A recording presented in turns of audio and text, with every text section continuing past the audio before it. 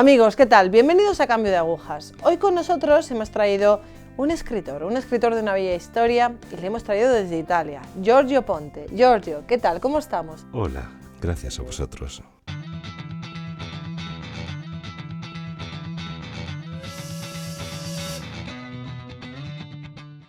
¿Te puedes presentar un poco? Sì.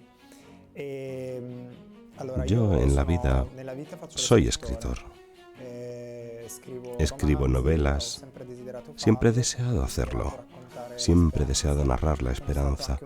He trabajado también como profesor de religión durante un par de años. Y esta ha sido una gran oportunidad para contar lo que Dios ha hecho en mi vida a través de la enseñanza. Y sobre todo, ha sido una oportunidad para poder experimentar la paternidad. He hecho tantas cosas en mi vida. He trabajado en el comercio, he recorrido toda Italia, porque soy de Sicilia. Pero ya después del instituto vine a estudiar a Roma. Después me fui a Milán, donde he vivido durante 7 años.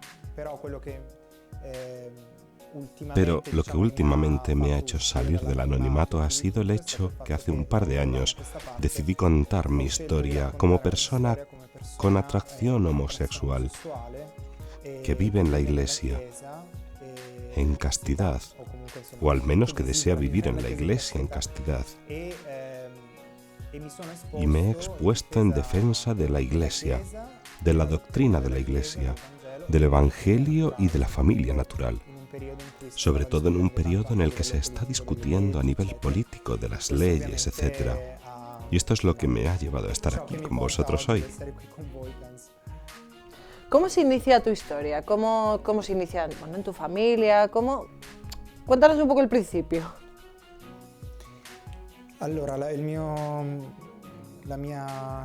Mi historia, digamos, de cristiano además de persona, nació hace mucho tiempo. Recibí la fe en casa fundamentalmente, de mis padres, que siempre han hablado de Dios en casa como de una presencia concreta. Dios no era solo una presencia ocasional del domingo. Y esto ha sido un don. El problema fue fundamentalmente, como pienso que lo es para todos, cuando en un momento de mi vida me tuve que enfrentar con el dolor. Y surgió la pregunta sobre quién era Dios. Si es una presencia en casa, pero ¿es una presencia con la que tengo una relación? ¿Es un intruso que da vueltas por casa de forma incómoda y pesada? ¿Tuviste alguna experiencia de Dios en este tiempo o era un extraño, un desconocido? Bueno, tenía experiencia de Dios porque, de alguna forma, mis padres me han mostrado en la vida que, por más dificultades que puedas tener, y mi familia ha tenido tantas, Dios no nos abandona jamás. Así que tenía esa convicción. Sin embargo, seguía siendo alguien del cual había que tener un cierto temor. Porque yo creo que la imagen que nos hacemos de Dios cuando somos pequeños está unida a la imagen que tenemos de nuestros padres. Y como de alguna manera he recibido, no digo una educación rígida, pero sí que había la costumbre de tener unas reglas fuertes, exigentes. Y aprendí que si no me portaba bien, no merecía el cariño. Por eso, si Dios se parece a mis padres, si se parece a mi papá, entonces será como un papá multiplicado por 1.000.000. Por lo tanto, si mi papá es exigente, Dios lo será mucho más. Por eso tenía la sensación de sujeción. Yo soy el último de 4 hijos. Son todos más mayores que yo. Y era un niño muy solitario, porque estaba acostumbrado a estar con personas mayores, incapaz de relacionarse con personas de su edad. Esta soledad me hacía sufrir mucho y ha sido el terreno del enfrentamiento con Dios. Yo creo que en esos años había una relación con Dios, si bien era una relación conflictiva, pero aún así era auténtica. Yo he pasado años peleando con Dios. De noche le lanzaba toda mi rabia, decía incluso palabrotas. No eran blasfemias, sino ataques con él, por el hecho de que me decían que tenía que amarme, y en el fondo creía que fuera verdad. Pero mi vida, el sufrimiento, las cosas que me tocó vivir, me hablaban de su abandono. Y creo que en este enfadarme con él se manifestaba una verdadera relación, porque al final Dios no quiere a uno que lo secunde, quiere a uno que sea auténtico. Y en una relación auténtica yo puedo estar enfadado, y de esa forma creo que ha iniciado a poner la semilla que me condujeron a conocerlo a través de su madre, porque yo tenía tanto miedo de Dios, pero no tenía miedo de la Virgen María.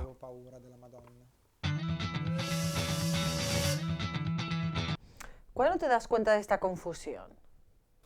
Bueno, esta confusión nació ya cuando era muy pequeño. A eso de los 7 años, no era tanto una confusión ligada a la orientación, es decir, no era una atracción hacia los hombres, sino que más bien era una confusión sobre la percepción de mi masculinidad. Yo fantaseaba con convertirme en una princesa, una mujer, y esto seguramente fue debido al hecho de que tenía en la familia figuras femeninas muy fuertes.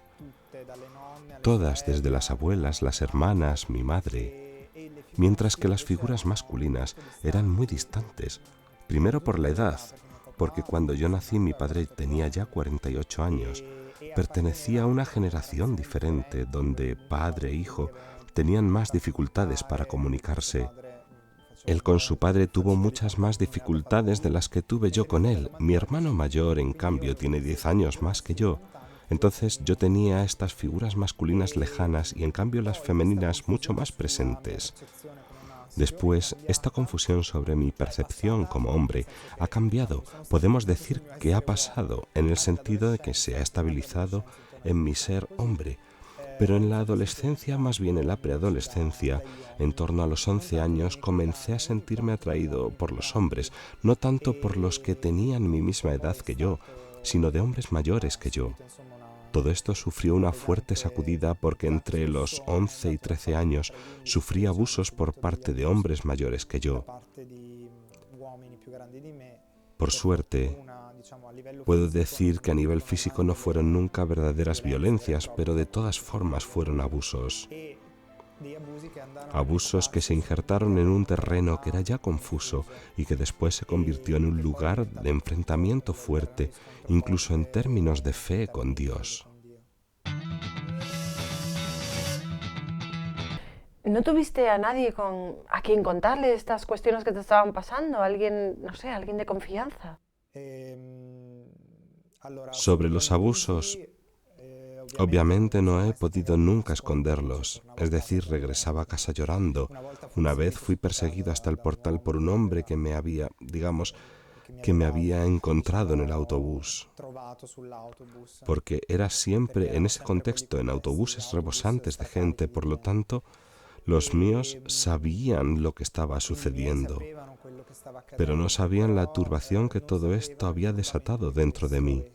No era solo el problema del abuso, sino también la confusión y un sentimiento de culpabilidad, que después he descubierto que es común a todas las víctimas de abuso, que se sienten corresponsables, como si hubieran permitido que eso se diera, como si un poco lo hubieran querido.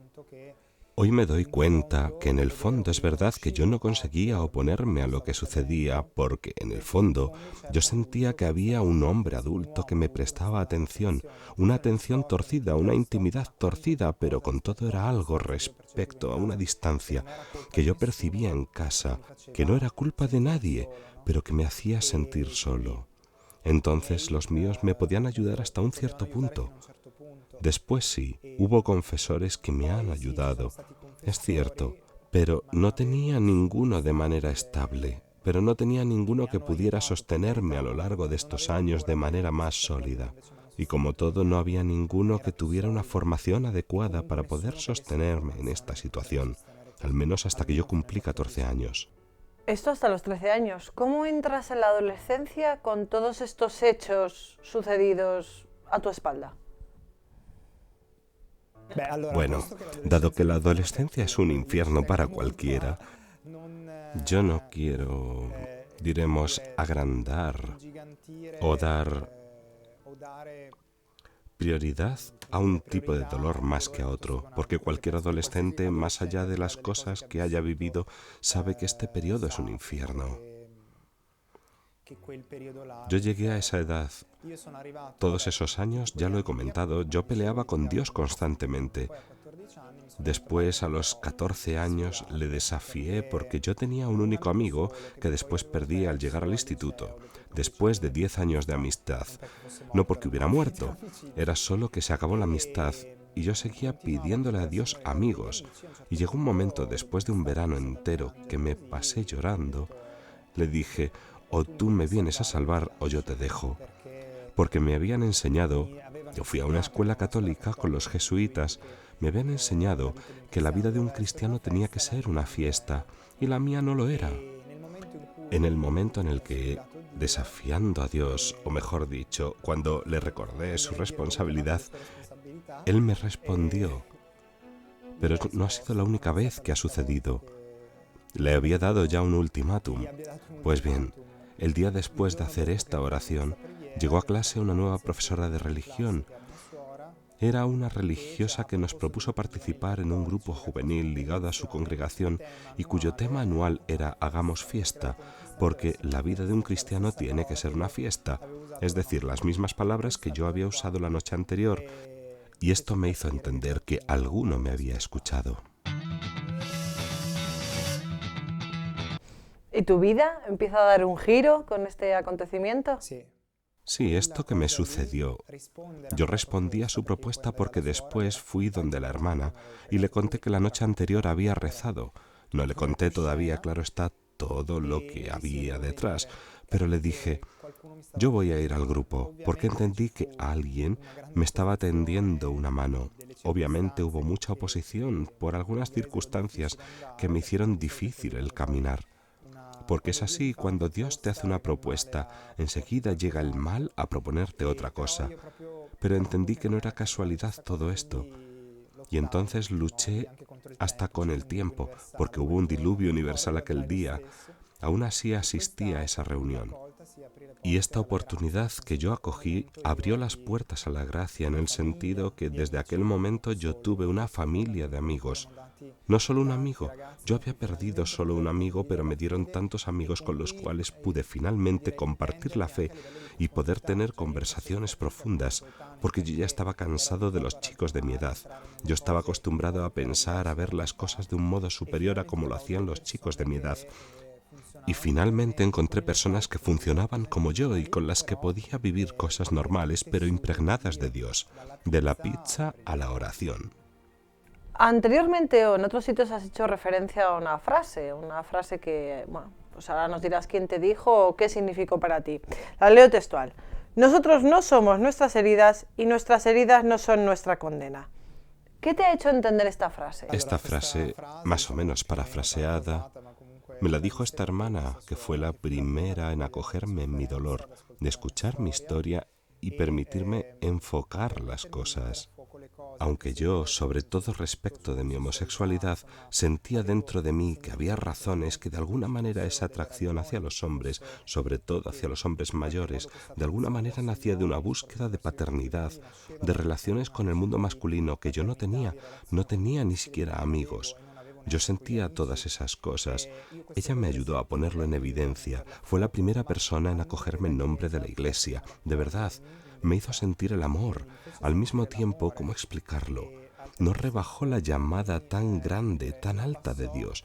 Me dijo, ok, tú has sufrido y yo acojo ese sufrimiento, pero quiero ayudarte a mirar más allá del sufrimiento, porque si tú te quedas en tu dolor, pensarás que tu dolor es el más grande de todos y permitirás que ese sufrimiento decida sobre tu vida. Ella de alguna manera volvió a poner entre mis manos la llave de mi existencia. Sobre todo creo que me obligó a volver a entrar en el juego. Fue un gran trabajo, obviamente, pero me permitió salir de mi victimismo e iniciar un camino que duró muchos años. Hombre, la hermana lo hizo muy bien, pero tú supiste aprovechar esa oportunidad, tú supiste coger esas palabras. Sí. Bueno, no lo sé. Yo lo que deseaba era estar bien y ser feliz, y sentía que tenía unos dones que tenían que ser aprovechados. Por eso cada vez que me han tendido una mano yo he tratado de cogerla. He seguido adelante y el Señor, con el paso del tiempo, se encargó de poner delante de mí providencialmente a las personas que pudieran acompañarme en este camino, en todos los aspectos, ya sea de forma espiritual, económico, humano, psicológico. Tantos años de terapias encontradas, no buscadas, de ocasiones, de cosas que he podido vivir y que he descubierto después que eran sanadoras para las heridas de las cuales nacía la homosexualidad, aunque yo no lo sabía en ese momento, hasta que he llegado a un punto en mi vida en la que he hecho las paces con el hecho de que existía esa parte de mí que me partía en dos. Estaba mi vida pública, donde tenía tanto que vivir, pero después estaba la homosexualidad, que era la cosa fea, que debía odiar, con la que tenía que tener tanto cuidado. Pero en un cierto momento he entendido que si quería ser libre, debía amarme completamente, incluida la parte de mí que me hacía sufrir y que sin embargo no me identificaba. Era una parte de mí y no me identificaba, pero no podía tampoco ser borrada. Debía escuchar, comprender lo que me quería decir ese sufrimiento y acogerlo, porque cada vida tiene su sufrimiento. Y esto me ha permitido descubrir nuevas cosas, también incluso enamorarme de una chica cuando había dejado de desearlo y de tener la necesidad para sentir que iba bien. Sabemos que Luca Di Tolbe es una figura importante para ti. Luca Di Tolbe además ha dado el testimonio aquí hace unas semanas, aquí en Cambio de Agujas. ¿Quién es y por qué es tan importante Luca para ti? Luca ha tenido un puesto importante porque yo lo conocí precisamente un poco antes de conocer a esa chica que te he comentado. Toda la vida había deseado conocer a alguien que tuviera una historia como la suya. Yo sabía que era verdad porque lo sentía dentro de mí, que se podía cambiar la orientación sexual. En el momento en que conocí a Luca, como yo había hecho ya las paces con esta parte de mí, no quería revolver de nuevo en mis conflictos. Ese fue un momento en el que me tendió una mano y yo dije no, porque de todas formas yo estaba mejor. Obviamente, el hecho de sentirme roto por dentro me hacía estar bien.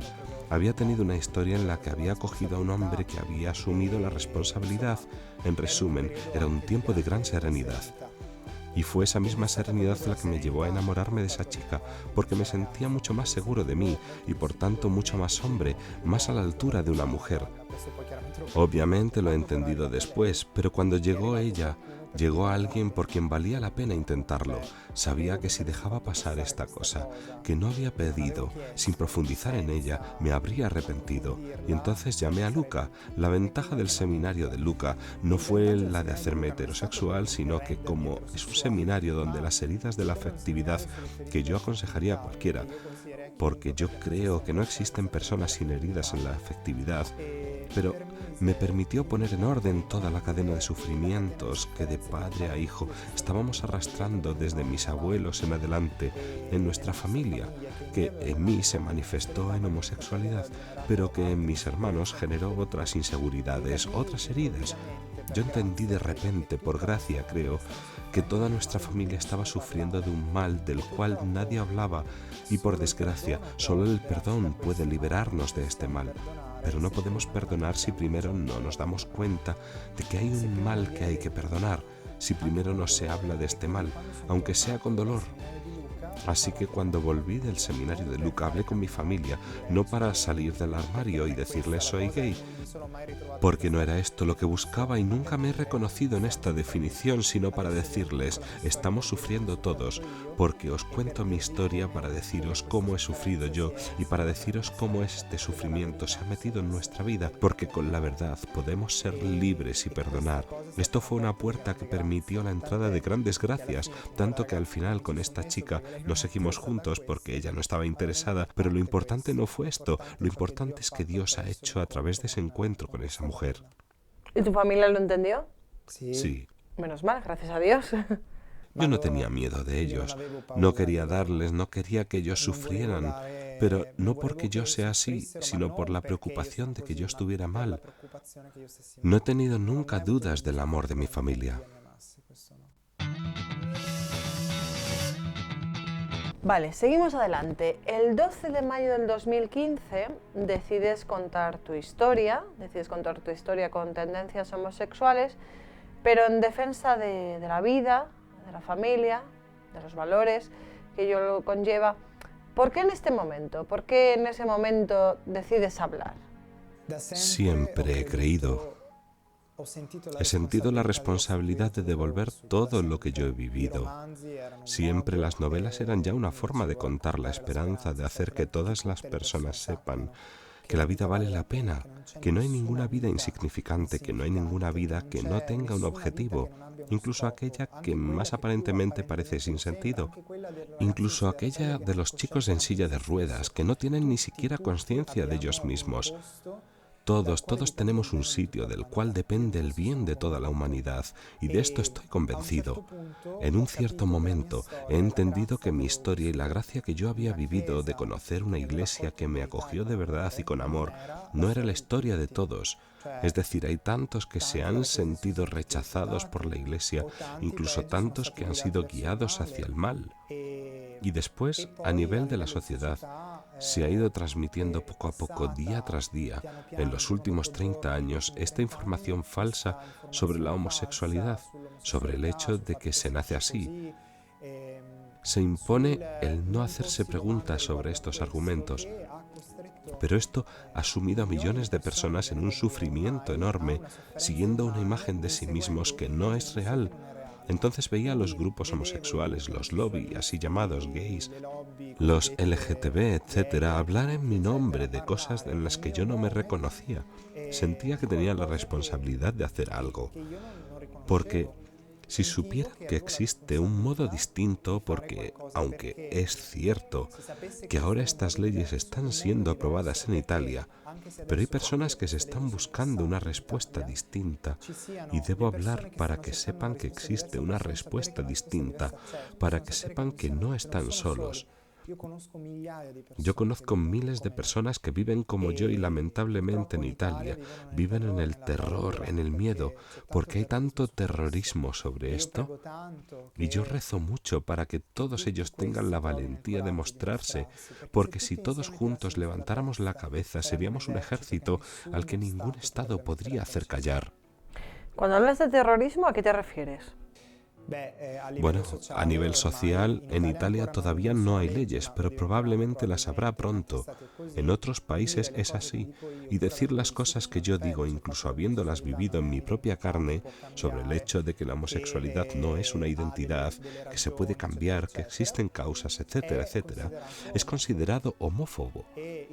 Yo soy considerado clínicamente homófobo interiorizado, porque dicen que yo me odio a mí mismo y a mi homosexualidad, cosa que no es verdad, porque a mí no me molesta nada mi homosexualidad, ni la odio ni la exalto. Si mantengo toda la vida una atracción hacia los hombres, no me importa si esa atracción me hace caer, eso sí. Si me encuentro haciendo cosas que me humillan o que sé que no corresponden al deseo profundo de mi corazón, y sin embargo sé que en el momento en que me encuentro haciéndolas, que puede suceder, son solo un signo de que estoy mal. Pero no odio en sí mi tendencia, así como nadie debe odiar su fragilidad, cualquiera que sea.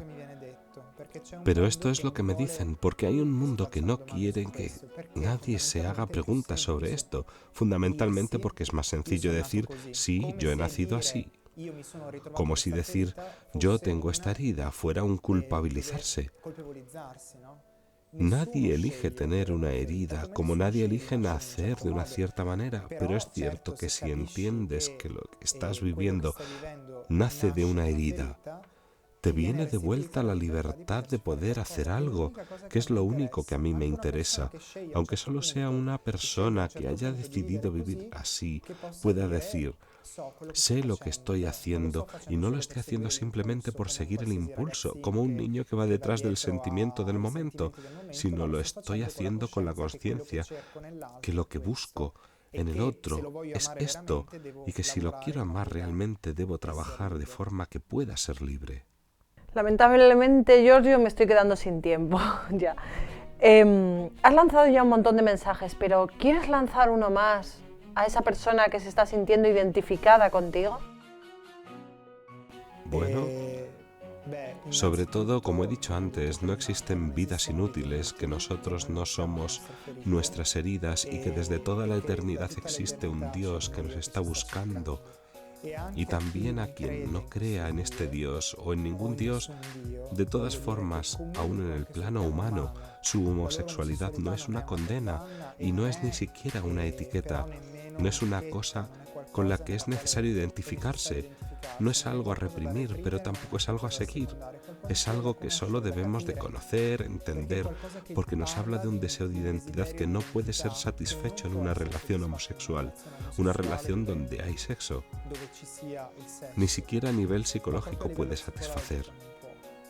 Deseo que el que busca caminos diversos sepa que se puede hacer algo, que sepa que es posible perder completamente esos impulsos, aunque no se hable de ello, y que de todas formas, incluso aunque los impulsos permanezcan, la vida es digna de ser vivida y nuestra fecundidad nos es dada prescindiendo del hecho de que podamos tener o no hijos, porque cualquier persona sobre la faz de la tierra puede generar vida a su alrededor en el momento en el que hace aquello que nos ha pedido el Señor, dar la vida por nuestros amigos. No siempre podemos tener un compañero o una compañera, pero estoy seguro de que todos podemos tener amigos por los que dar la vida. Giorgio, gracias por estar hoy con nosotros. Gracias a vosotros. Gracias.